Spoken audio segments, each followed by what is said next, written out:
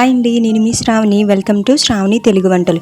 ఈరోజు వీడియోలో పచ్చి నెత్తళ్ళ ఫ్రై అయితే చూపించబోతున్నాను.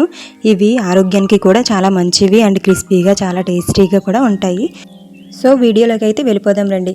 ముందుగా శుభ్రం చేసుకున్న నెత్తల్లోకి 1 స్పూన్ నిమ్మరసం, 1 స్పూన్ సాల్ట్, 2 స్పూన్ల కారం, 1 స్పూన్ అల్లం వెల్లుల్లి పేస్ట్ వేసి బాగా కలుపుకొని 20 నిమిషాల పాటు పక్కన పెట్టుకోవాలి.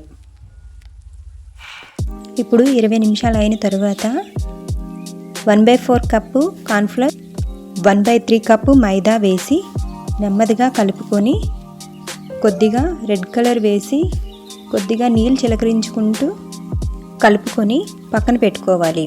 తర్వాత స్టవ్ ఆన్ చేసి ప్యాన్ పెట్టుకొని డీప్ ఫ్రైకి సరిపడా ఆయిల్ అయితే వేసుకొని ఆయిల్ బాగా మరిగిన తర్వాత కలిపి పెట్టుకున్న నెత్తల్ని విడివిడిగా వేసుకోవాలి.